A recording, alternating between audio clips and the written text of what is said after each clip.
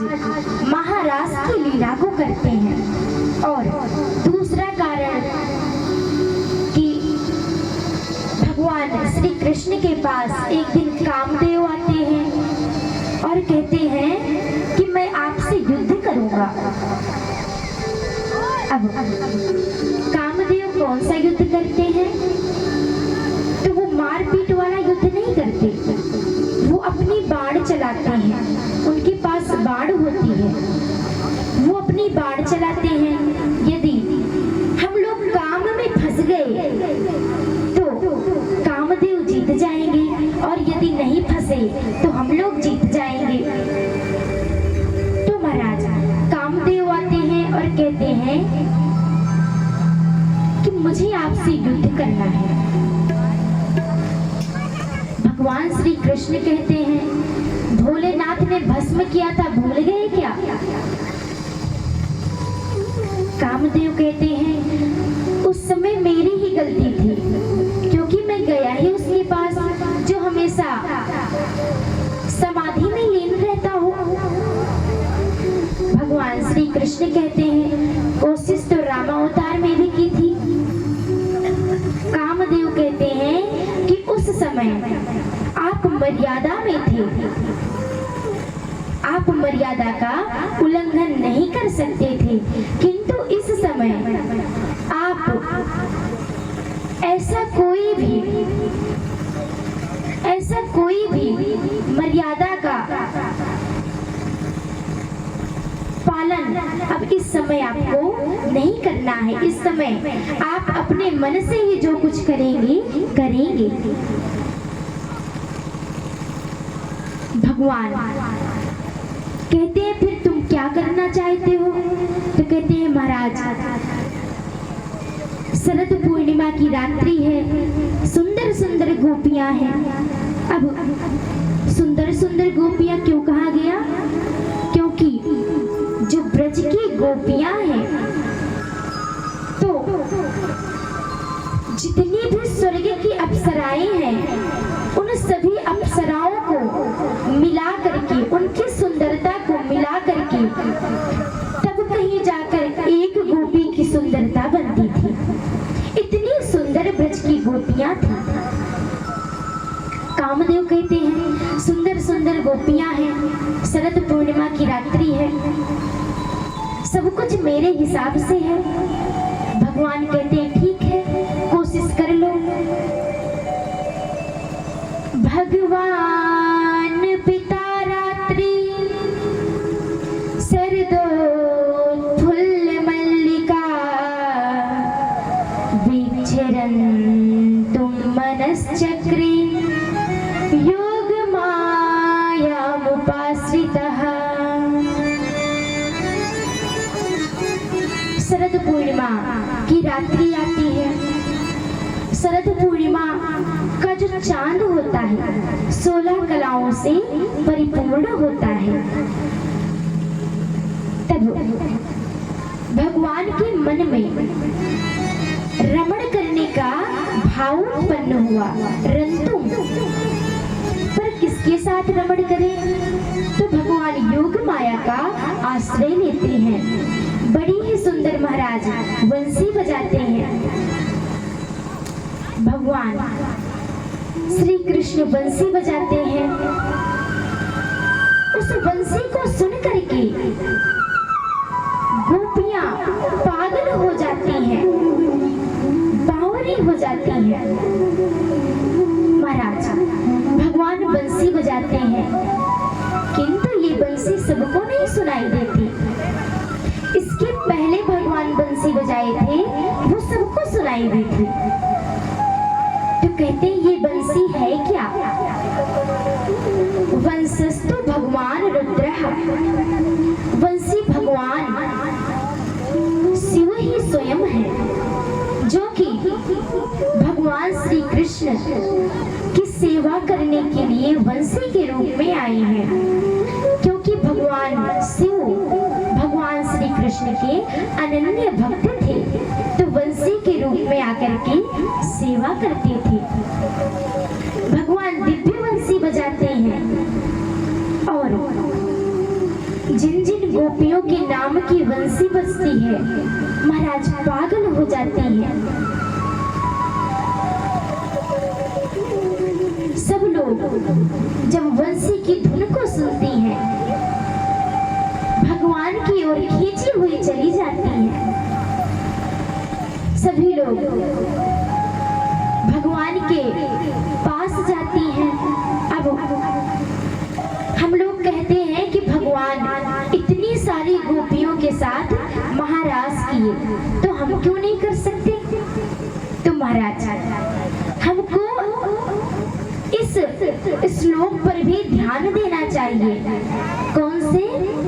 दुह्यन्तो भियो कश्चित् दोहम हित्वा समुत्सुकः पयोधि स्त्रियः सन्वाय मनुद्वास्या परायुः। गोपियों ने कोई श्रृंगार नहीं किया था। जिस अवस्था में थी उसी अवस्था में भगवान से मिलने के लिए दौड़ पड़ी। एक गोपी दुह्यन्तो, एक गोपी गौ दोहन कर रही थी। महाराज जैसे उसके नाम की बंसी बजती है दोहनी को वहीं फेंकती है और भगवान से मिलने के लिए दौड़ पड़ती है। पूछा जाता है कि अरे दोहनी को तो रख के जाती, फेंक के क्यों गई?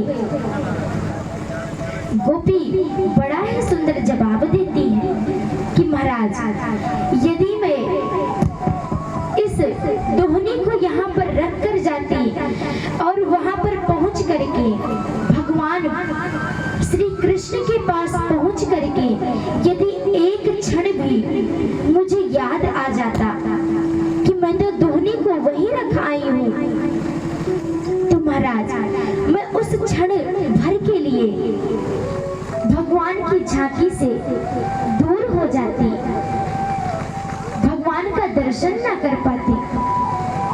महाराज गोपियों का बड़ा ही सुंदर भाव है। एक गोपी हलवा बना रही थी। जैसे उसके नाम की बंसी बजती है हलवे को वहीं छोड़ती है, भगवान से मिलने के लिए दौड़ पड़ती है।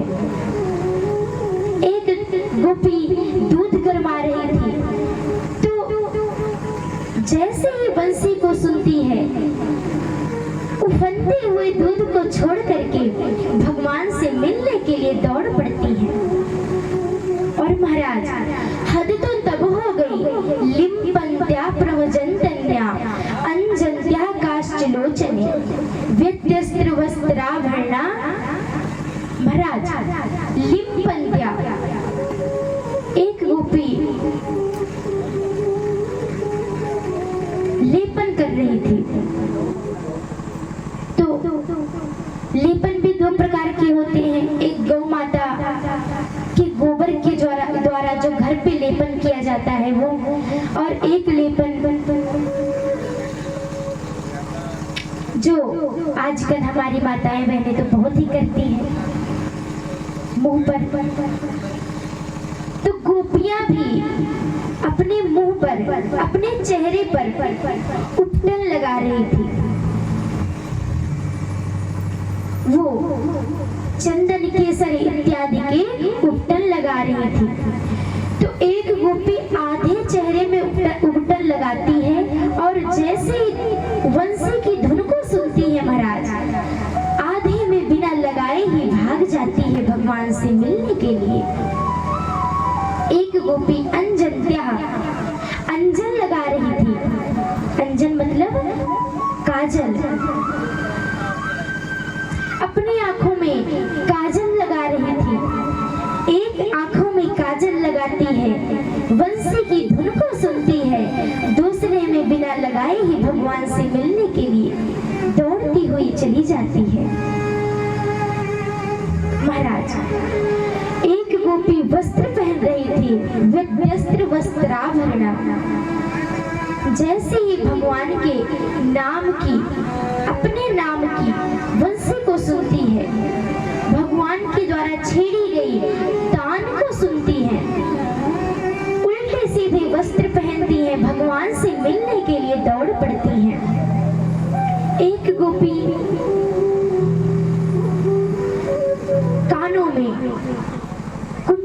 रही थी। जैसे ही भगवान बंसी को बजाते हैं तो कानों के जो कुंडल थे उसको नाक में पहन लेती है और नाक की जो नथुनी थी उसे कान में पहन लेती है। भगवान से मिलने के लिए महाराज दौड़ती हुई चली जाती है। आजकल यदि कोई अपने प्रियतम से मिलने के लिए जाता है तो क्या ऐसे कोई जाएगा? प्रियतम से मिलने तो बाद में सबसे पहले ब्यूटी पार्लर। तो महाराज गोपियां कोई श्रृंगार नहीं की थी, जिस अवस्था में थी उसी अवस्था में भगवान के पास पहुंच जाती हैं, क्योंकि भगवान स्वरूप नहीं देखते, भगवान हृदय को देखते हैं कि इसके हृदय में कौन सा भाव है, किस भाव को लेकर के ये आई है। सभी गोपियां भगवान के पास पहुंचती हैं। एक गोपी भगवान के पास जा रही थी तो उसके पति उसे जाने से मना कर देते हैं, एक कमरे में बंद कर देते हैं। तो पता है उस गोपी ने क्या किया? महाराज आत्महत्या कर ली। आत्मा के रूप में भगवान श्री कृष्ण के पास पहुंची। सभी गोपियां जब भगवान श्री कृष्ण के पास पहुंची तो भगवान सभी गोपियों का स्वागत करने लगे। स्वागतम वो महाभागा। पहले तो स्वागत करते हैं, उसके बाद कहते हैं ब्रह्मन किम करवाणी वा ब्रजस्यानामयं कश्चित् ब्रूता गमन कारणम। स्वागतम वो महाभागा। आओ महाभाग्यवतियों, तुम्हारा स्वागत है। उसी क्षण भगवान विचार करते हैं कि ऐसे तो इन्हें हम स्वीकार नहीं कर सकते, इनके भाव को देखना पड़ेगा, ये क्या भाव लेकर के आई हैं। उसी क्षण कह देते हैं ब्रह्मन किम करवाणी वा। कहो कैसे आना हुआ? ब्रज में सब ठीक से तो है ना? अरे इतनी रात्रि में क्यों आई हो? अच्छा, शरद ऋतु की चंद्रमा को देखने के लिए आई हो? अब तो देख ही ली होंगी, कहीं ऐसा ना हो चांद को देखने के चक्कर में तुम्हें कोई हिंसक जीव ना देख ले। अरे तुम सब शीघ्र ही अपने अपने घर के लिए चली जाओ। भगवान कहते हैं देखो, तुम्हारे पति, तुम्हारे माता पिता तुम्हारा इंतजार कर रहे होंगे। तुम सब शीघ्र ही अपने अपने घर के लिए चली जाओ, क्योंकि दुशीलो दुर्भगो वृद्धो जड़म रोग्य धनोपि वा। पति चाहे जैसा भी हो, दुखी हो, वृद्ध हो, चाहे जैसा भी हो, किंतु पत्नी का धर्म होता है कि वो पति की सेवा करे, पति की आज्ञा को माने। देवी तुम लोग शीघ्र ही अपने अपने घर के लिए चली जाओ। भगवान जब इस प्रकार से कहते हैं, जितनी भी गोपियां थी सबकी सब रोने लगती हैं, किसी प्रकार से अपने आप को समझाती हैं और कहती हैं प्यारे, इस प्रकार से निष्ठुरता भरे वचन मत कहिए। हम सब आपके लिए अपना सर्वस्व त्याग करके आए हैं। हमने अपना सब कुछ त्याग दिया है केवल आपके लिए, और आप हमको इस प्रकार से कह रहे हैं। जब गोपियां इस प्रकार से कहती हैं तो भगवान श्री कृष्ण प्रसन्न हो जाते हैं और महारास करना प्रारंभ करते हैं। किंतु जीवन का सबसे बड़ा दुख क्या है? तो कहते हैं अपगता राधा। जिस वक्त, जिस क्षण राधा रानी का चिंतन ना हो, राधा रानी का ध्यान ना आए, तो महाराज उससे बढ़कर कोई दुख नहीं हो सकता। सभी गोपियां राधा रानी के साथ में भगवान श्री कृष्ण के साथ महारास करना प्रारंभ कर देती हैं। रास रचो है यमुना के तट महारास रचो है।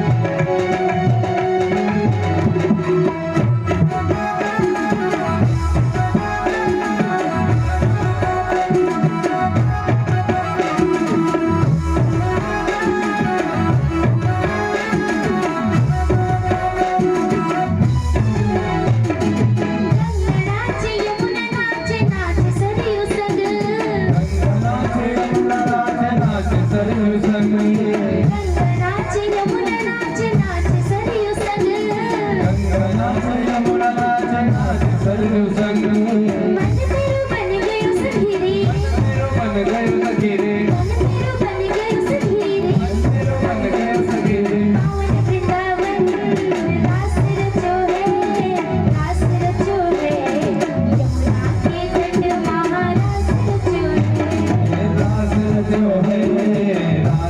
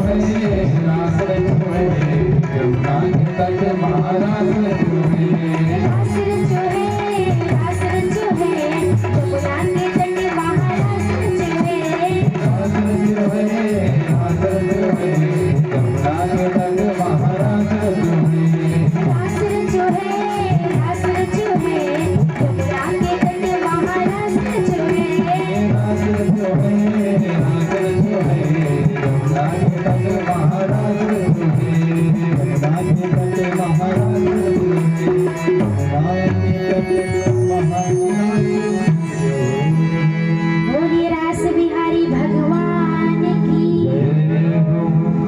महाराज बड़ा ही सुंदर सभी लोग नृत्य करते हैं। जितनी भी गोपियां हैं राधा रानी के साथ, भगवान श्री कृष्ण के साथ महारास करने लगती हैं, किंतु उसके बीच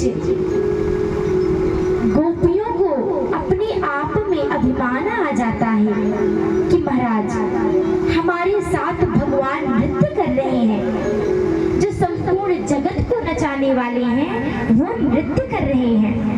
और जहाँ आता है अभिमान वहां पर भगवान हो जाते हैं अंतर ध्यान।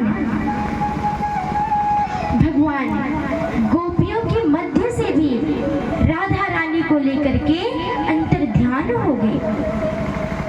अब जब भगवान अंतर ध्यान हो जाते हैं, गोपियां रोने लगती हैं, तड़पने लगती हैं, भगवान को याद करने लगती हैं। और राधा रानी भी कुछ दूर चलती हैं, उन्हें भी अपने आप में मान आ जाता है, तो भगवान वहां से भी अंतर ध्यान हो जाते हैं। महाराज गोपियां सबकी सब रोने लगती हैं, भगवान को याद करने लगती हैं। सब लोग बावरी के जैसे भगवान को ढूंढने लगते हैं। महाराज वृक्षों से पूछती हैं, लताओं से पूछती हैं कि क्या तुमने हमारे श्याम सुंदर को देखा है? हमारे श्याम सुंदर कहाँ चले गए?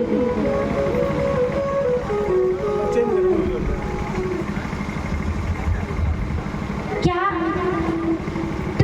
हमारे श्याम सुंदर को देखा है? कोई भी उत्तर नहीं देता।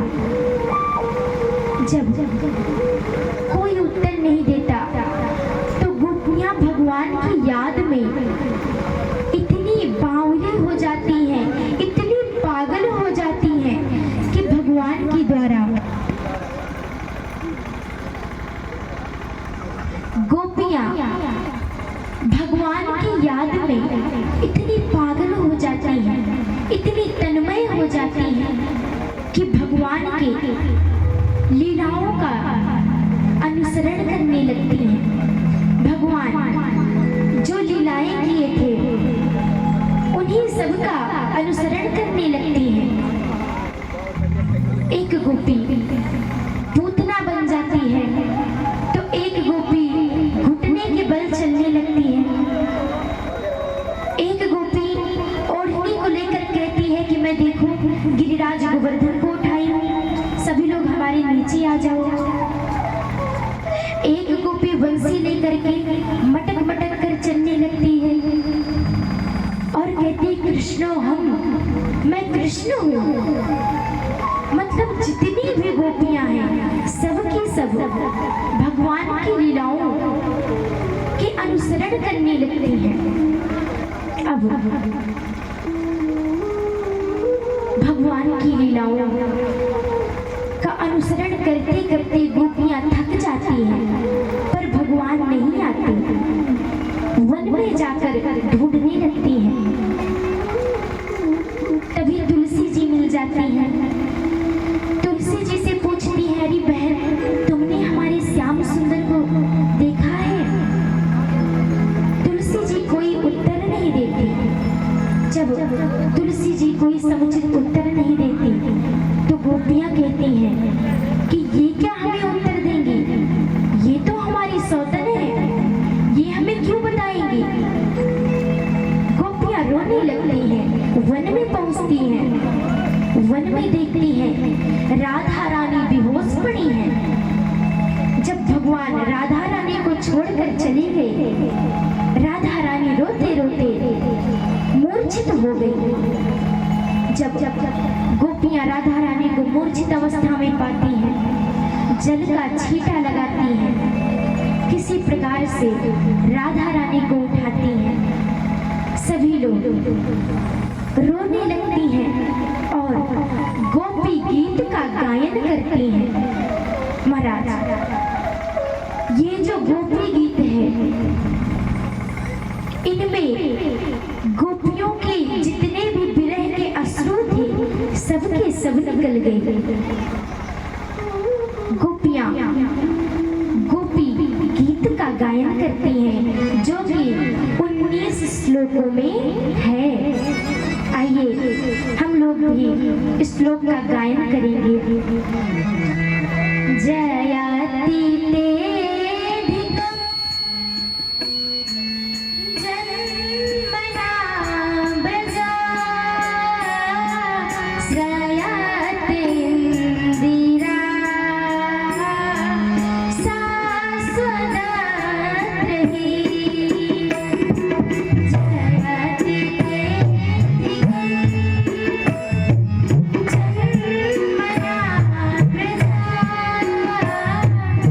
Yeah.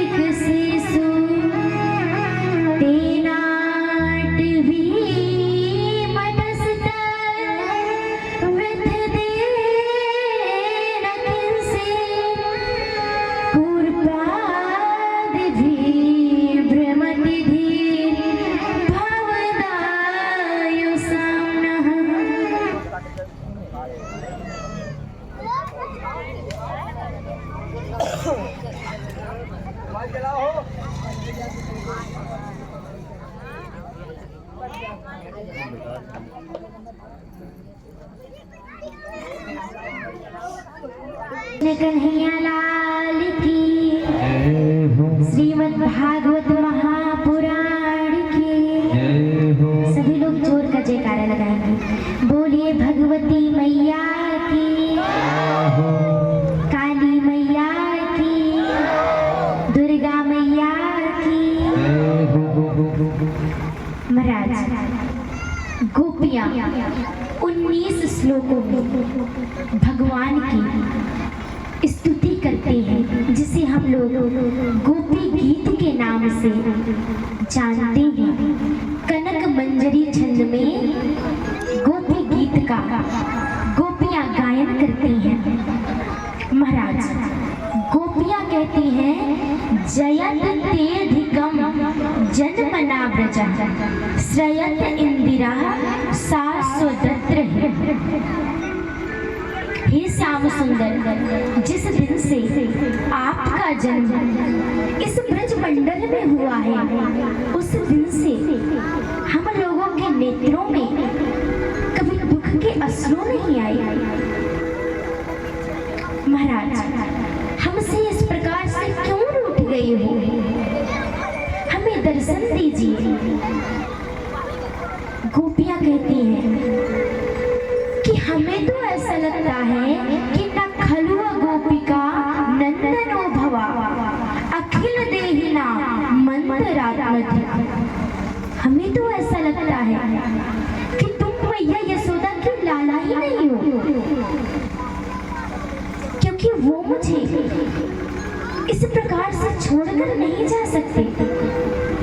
महाराज गोपियां रोने लगती हैं, कहती हैं, हे प्रभु, हम आपकी बिना मोल की दासी हैं, अशुल्क दासिका।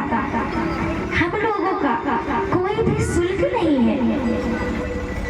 आपने मुझे शरद ऋतु के सरोवर में से खिले हुए जो कमल की पंखुड़ियां होती हैं, उस पंखुड़ी के माध्यम से हमारे हृदय पर वार किया है, फिर भी हम लोग जिंदा हैं। क्यों? क्योंकि हम लोग अमृत का पान कर रखे हैं। कौन से अमृत का पान? गोपियां कहती हैं, तव कथामृतम तप्त जीवनम कभी भी रीडितम कल्मषापः। हम लोगों ने श्रीमद् भागवत रूपी कथामृत का पान कर रखा है, जिससे हम लोगों की मृत्यु नहीं हो रही। प्रभु आप ना जाने इन कथा व्यासों को कौन सी चटनी चला रखे हो कि ये अहरनिश आपकी ही लीलाओं का गायन करते रहते हैं। हे प्रभु आप हमें दर्शन दीजिए। आपके दर्शन पाने के बिना हम लोग यहाँ से कहीं जाएंगे नहीं। गोपियां अनेकों प्रकार से भगवान की जब स्तुति करती हैं, रोने लगती हैं, तब भगवान श्री कृष्ण प्रसन्न हो जाते हैं और तासा माँ बिरबो छौरी इसमय मान मुखाम्बुजा पीतांबर धरास्त्र गुई साक्षान मनमथा। भगवान श्री कृष्ण गोपियों के मध्य में प्रकट हो जाते हैं। बोलिए रास बिहारी भगवान की। भगवान प्रसन्न हो जाते हैं, गोपियों के मध्य में प्रकट हो जाते हैं, और जैसे ही भगवान प्रकट होते हैं, गोपियां भगवान के चरणों को पकड़ लेती हैं और कहती हैं, प्रभु अब आप हमें छोड़कर मत जाइएगा, आपके बिना हम रह नहीं पाएंगे। गोपियां कटाक्ष करने लगती हैं और भगवान श्री कृष्ण प्रसन्न हो जाते हैं। जब गोपियों को अभी अभिमान आया था तब भगवान अंतर ध्यान हो गए, किंतु अब गोपियां इतने अश्रु बहा चुकी हैं, इतने अश्रु बहा चुकी हैं कि सारे अभिमान समाप्त हो गए। भगवान प्रकट होते हैं, हजारों सूर्य के समान हैं, करोड़ों कामदेव के मन को मोहने वाले हैं। ऐसे भगवान श्री कृष्ण गोपियों के मध्य में प्रकट होते हैं और पुनः रास लीला करना प्रारंभ कर देते हैं। ऐसो रास रचो वृंदावन, है रही पायल की झनकार।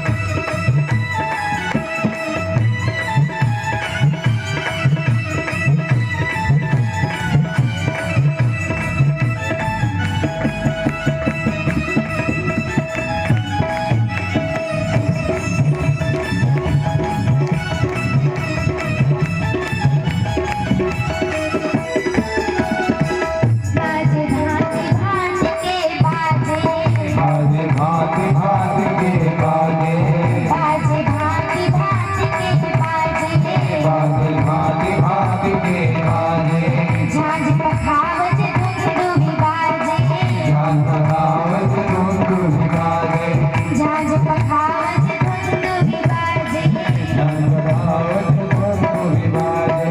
सारंगी और महुअन बाजे, सारंगी और महुअन बाजे, सारंगी और महुअन बाजे, और बाजे बाजे बाजे बीड़ा हो के तारे, सुखलास रचो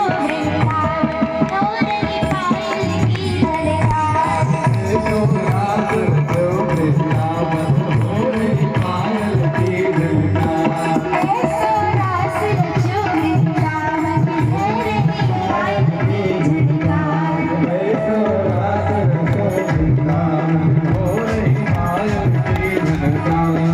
ऐसो रास रचो वृंदावन नौरंगी पायल की झलकार, दामन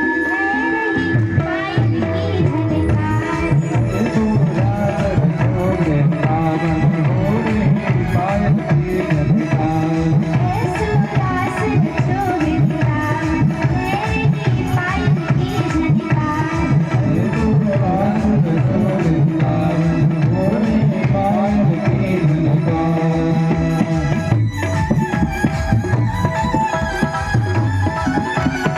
दोनों हाथ ऊपर करके मीठी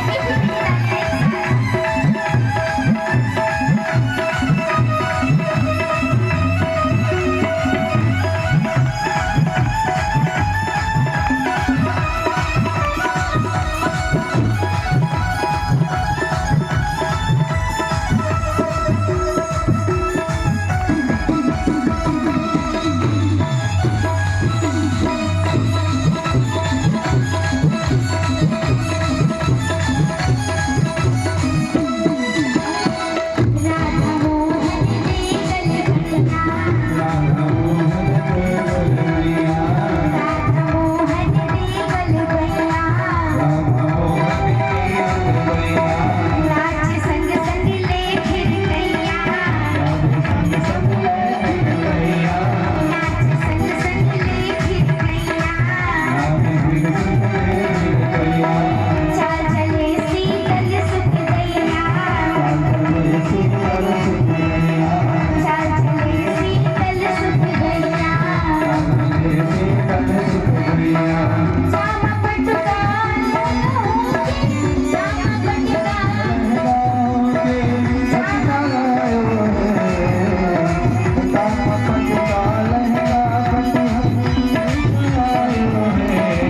ऐसो रास रचो वृंदावन नौरंगी पायल की झलकार, ऐसो रास रचो वृंदावन नौरंगी पायल की झलकार, ऐसो रास रचो वृंदावन नौरंगी पायल की झलकार, ऐसो रास रचो वृंदावन नौरंगी पायल की झलकार, ऐसो रास रचो वृंदावन नौरंगी पायल की झलकार, ऐसो रास रचो वृंदावन नौरंगी पायल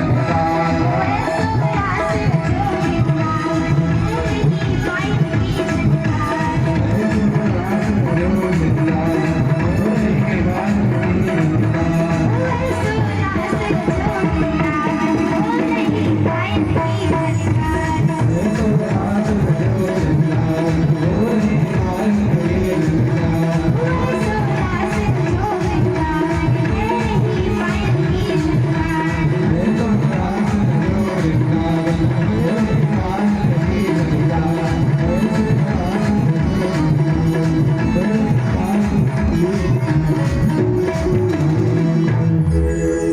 बोलिए रास बिहारी भगवान की।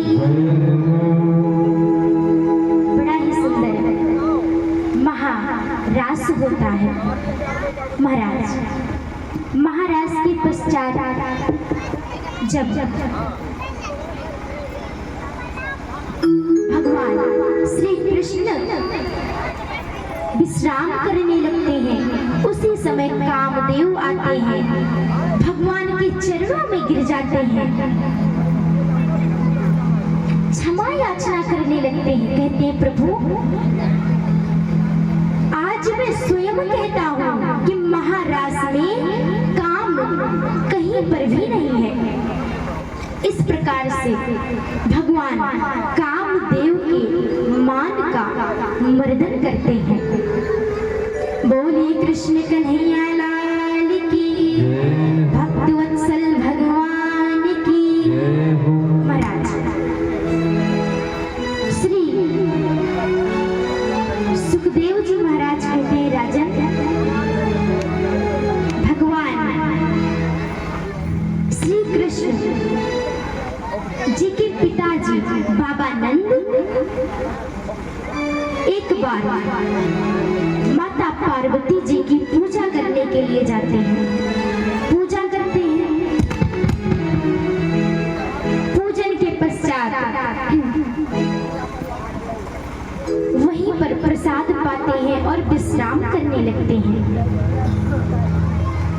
जब भगवान के पिताजी और जितने भी वहां पे ग्वाल बाल थे सभी लोग विश्राम करने लगते हैं, तो फिर रात्रि में एक अजगर आता है जो कि बाबा नंद को निगलना चाहता था।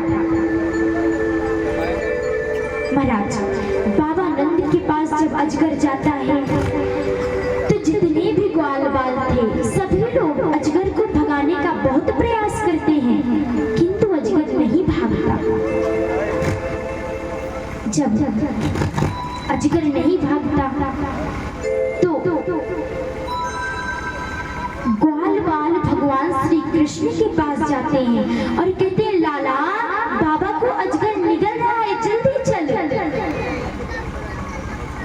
भगवान दौड़ते हुए आते हैं, चरणों का स्पर्श कराते हैं। अजगर से एक महापुरुष प्रकट होता है।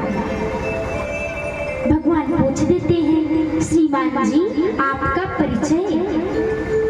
तो अपना परिचय देते हुए कहते हैं कि मेरा नाम सुदर्शन है, मैं सुदर्शन नामक विद्याधर हूँ।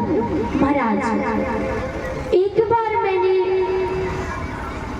अंगिरा गोत्री ब्राह्मण अष्टावक्र जी का नेक सा परिहास कर दिया।